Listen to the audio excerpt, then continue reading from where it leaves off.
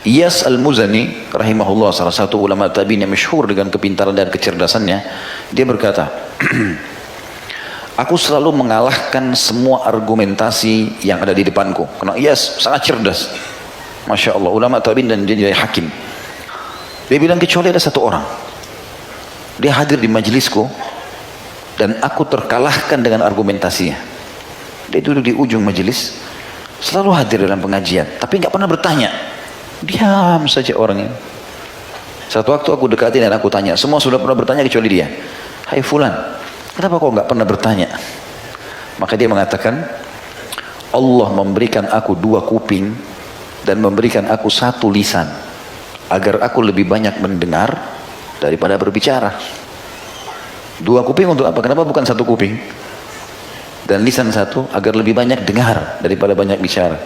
Dan aku mendengar, maka aku aman. Aku berbicara, aku akan dihisap. Gitu.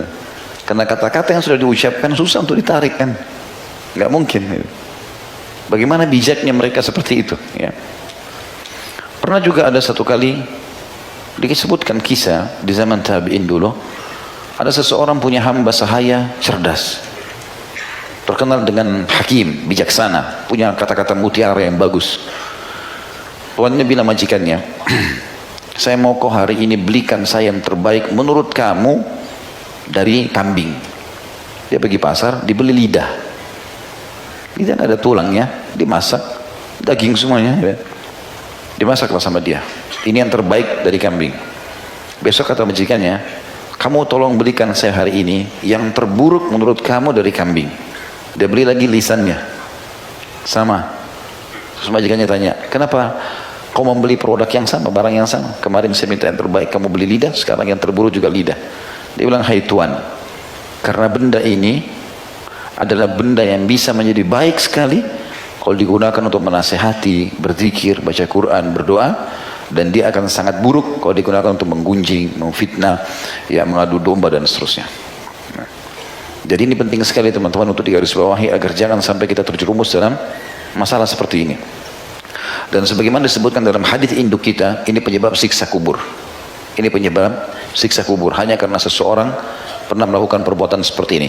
Siapapun yang pernah melakukan ini teman-teman bertaubat nasuha kepada Allah Subhanahu wa taala, sekaligus tentunya sekaligus dia memperbaiki, ya, selain minta taubat kepada Allah, memperbaiki dengan cara minta maaf kepada orang yang pernah diadu domba sama dia, dan dia coba meluruskan supaya fitnah yang tersebar harus diperbaiki.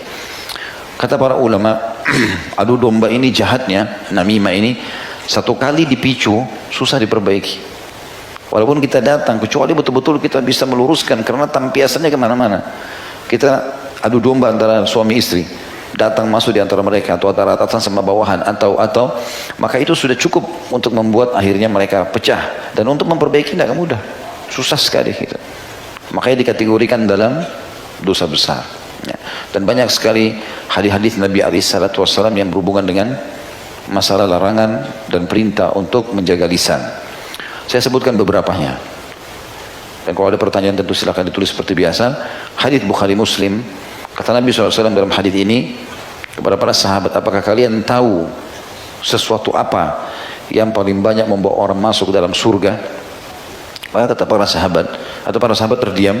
Kata Nabi SAW, taqwallah wa husnal khuluq. Ada 2 penyebab orang banyak masuk surga. Patuh kepada Allah. Dia patuh ini, takwa ini artinya mengerjakan perintah Allah tanpa memilah mana wajib, mana sunnah, semua dikerjakan, meninggalkan semua larangan Allah, haram atau makruh. Dan akhlak yang baik, perilaku yang baik. Lalu Nabi SAW balik bertanya lagi, apakah kalian tahu sesuatu apa yang paling banyak membawa orang masuk ke dalam neraka? Maka sahabat terdiam. Lalu Nabi SAW mengatakan, ya, lisan dan kemaluan. Ini hadis yang kedua yang juga berhubungan dengan masalah ini, di mana Nabi SAW pernah melewati bangkai kambing. Lalu beliau mengatakan, siapa yang mau membeli bangkai kambing ini? Maka para sahabat mengatakan, ya Rasulullah, jangankan dia sudah jadi bangkai, hidup pun, ya, kalau dia cacat, karena kebetulan kambing itu cacat, tanduknya patah, matanya buta, kakinya patah. Kalau dia hidup tidak ada yang mau. Bagaimana kalau sudah jadi bangkai? Kata Nabi SAW, seseorang, demi zat yang jiwaku dalam genggamannya, seseorang di antara kalian, ya, memakan bangkai ini lebih ringan daripada dia menceritakan aib saudaranya Muslim.